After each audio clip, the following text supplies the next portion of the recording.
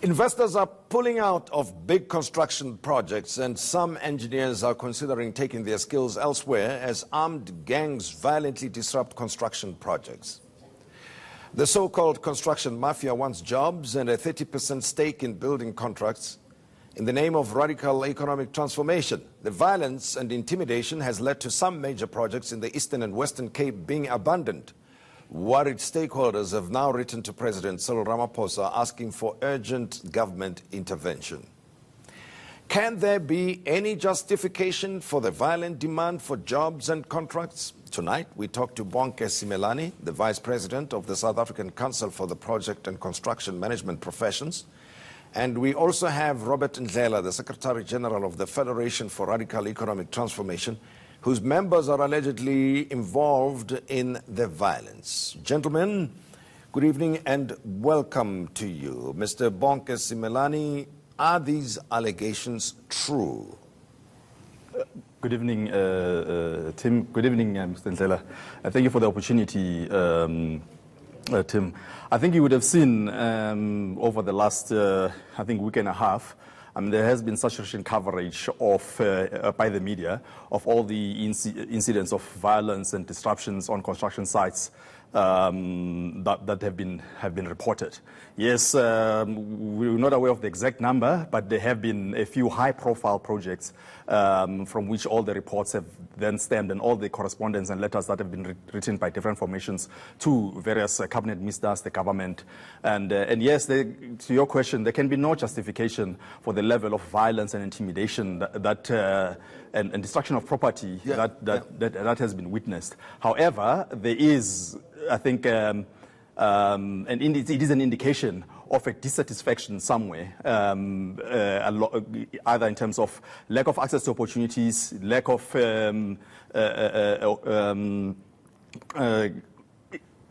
opportunities for participation in these projects, particularly local participation. Okay, we will deal with that, but let me talk to Robert Ndlela then about the role that is played by members of the Federation for Radical Economic Transformation.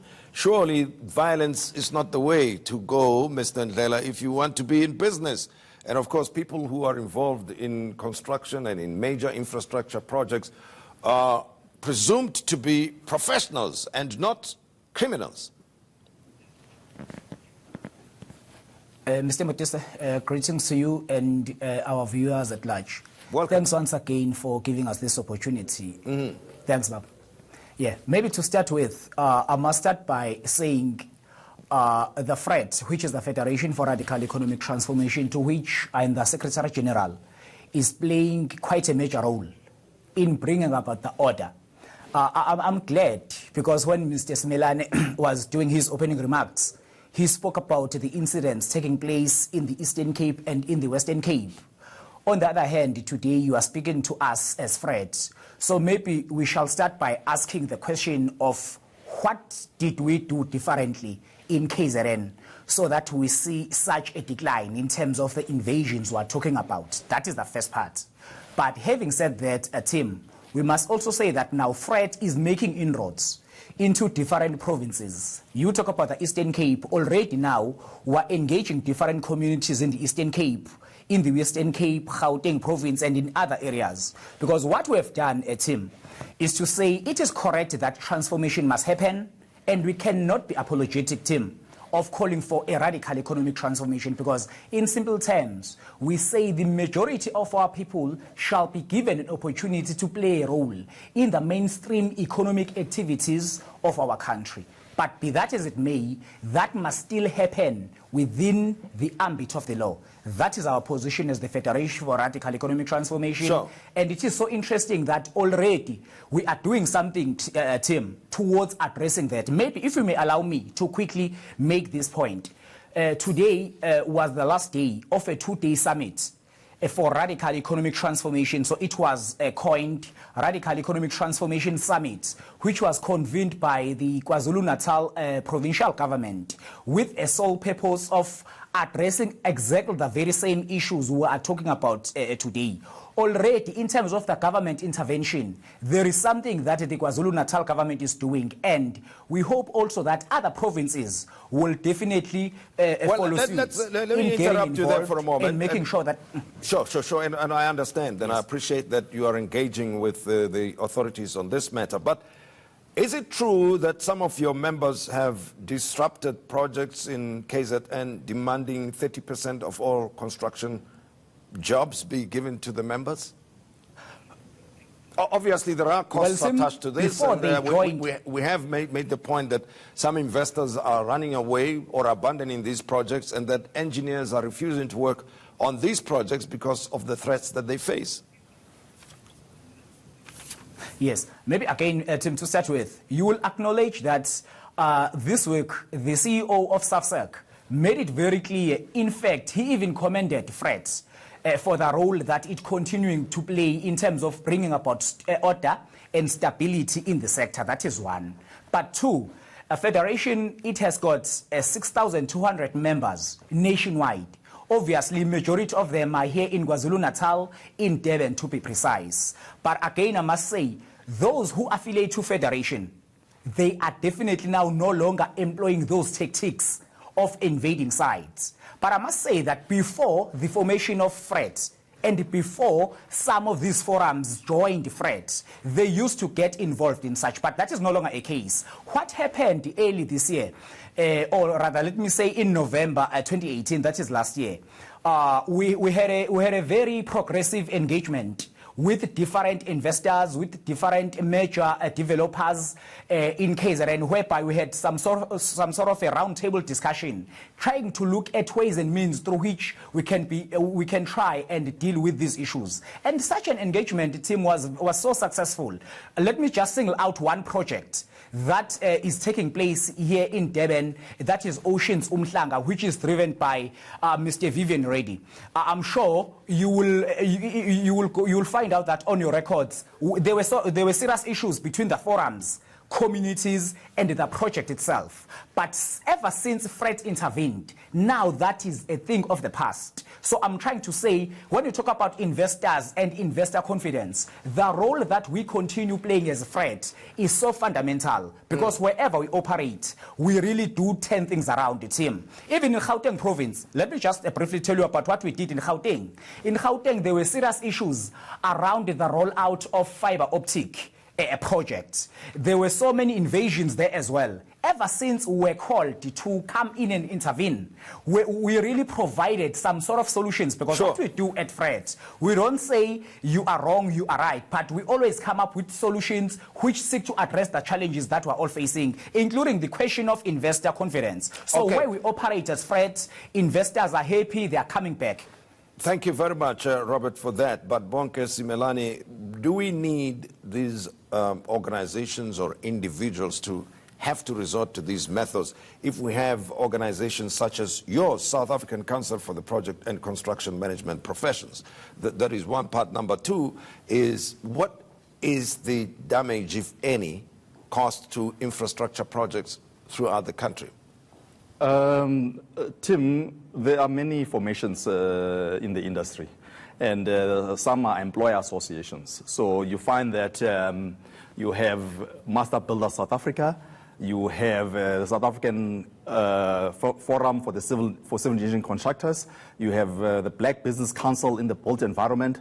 All these role players and stakeholders, like Mr. Njela has said, need to come together to come up with solutions, so that we don't see the sins that led to the correspondence and letters that were covered in the media. Yes, it was in the Western Cape, and I'm encouraged to hear from Mr. Njela that in KZN, where as far back as about 2016, if I'm not mistaken, 2017, there were invasion of sites and disruption of sites at Sound Coast Casino, to the extent that while I was president of MBSA, Master Builder South Africa, a program was run by this show, an episode on Checkpoint, where MBSA was attempting to reach out to the disenfranchised, because there is an element that we need to recognize, that of of dissatisfaction, of exclusion that we need to address, but not through violence, but through constructive engagement and dialogue. And which suggests that these would be genuine companies, genuine individuals who want to participate in the construction industry. Yes, because the issue, Tim, at the end of the day, it's about participation. Hence, when the regulations were enacted on 1st of April 2017, they were called the set-asides for 30%. That's where this whole 30% notion comes from. But that's just a minimum threshold. It can be even higher. But what's even more, I think we shouldn't miss, is that that specific regulation applies to public sector procurement. Yes, government is the biggest procurer of goods and services, but it should apply in principle in terms of overall transformation to all role players. Let's talk to someone who is involved in the construction sector from Randburg. Piwe, welcome. Hi, good evening, good Tim. How are you tonight? We're good, and thanks for asking, and we trust you are well too. But go ahead. I am well. Thank you very much for actually accommodating me and have a say as well on your program. I am in the construction industry and electrical, to be specific. I have experienced what you are talking about tonight and in many occasions. As we speak right now, I just received a WhatsApp from a person who is a CLO on site, who they always have demands about things you're not even aware of. Okay, let me just leave that one for now. As a company which is so small and trying to grow, as an entrepreneur in South Africa, as a South African lady, you can be so intimidated in this industry. It's quite hard to even survive. Can you hold on a second there, Piwe?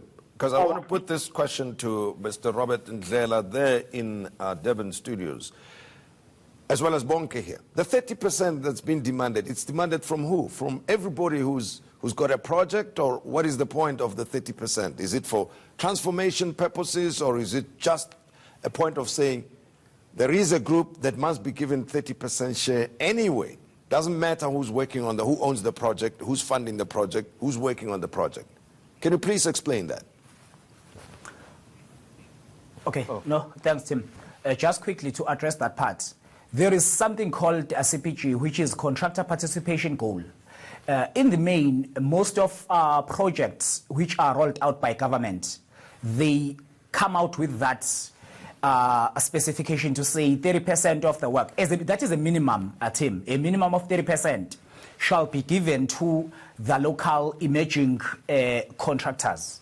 That is one. So in the main, when our members and the general public, those who are in the space, when they go to approach these developers, they just speak from that angle. That is one. But in the main, that is government. But same thing applies to private sector.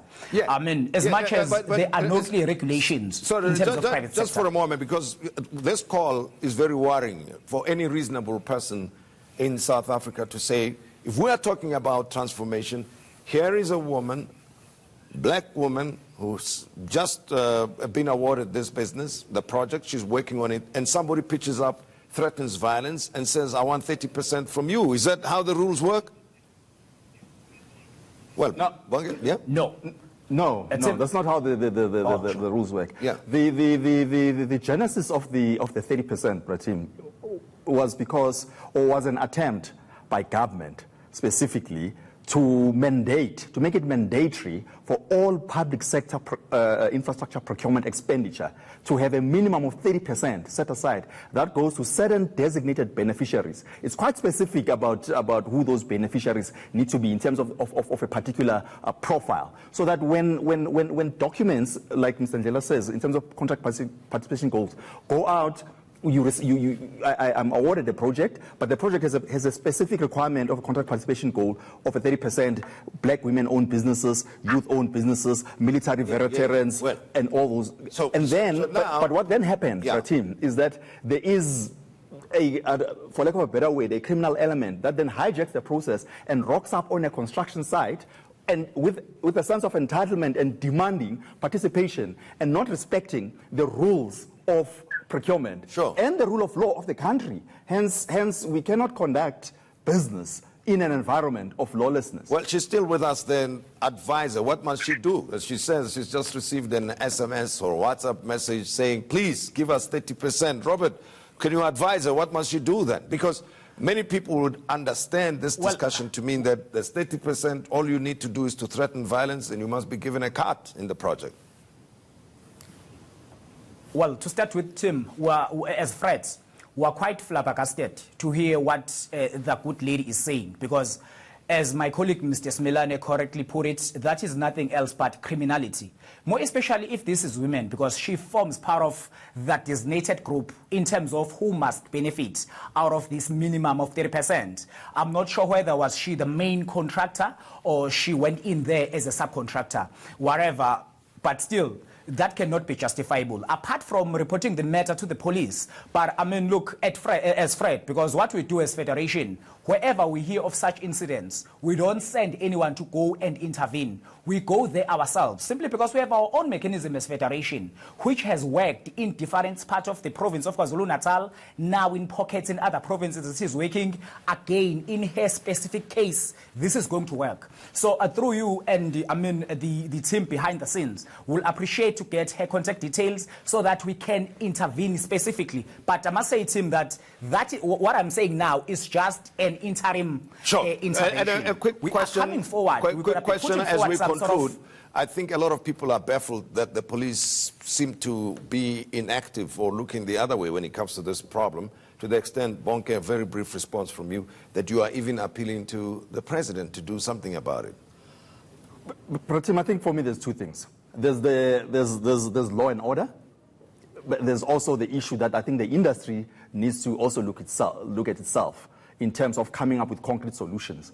I would much rather be more comfortable that when we, all of us, including everyone, all stakeholders, approach the president of the office of the president, we are going there as a united front. Not in silos, not in going alone, not in a fragmented way, to say, as the industry, with all role players, this is our concern, Mr. President. Sure. In terms of the stimulus package, in terms of the infrastructure spend in the country, in terms of what needs to happen in this country. Thank you. As referenced by the President in so many times. Thank you very much, Bonke Simelane. Thanks for having been with me here. And Robert Ndlela, thanks for joining us from KwaZulu-Natal, Devon studios. Up next, should we decriminalize sex work in South Africa? We'll be getting both sides of the debate.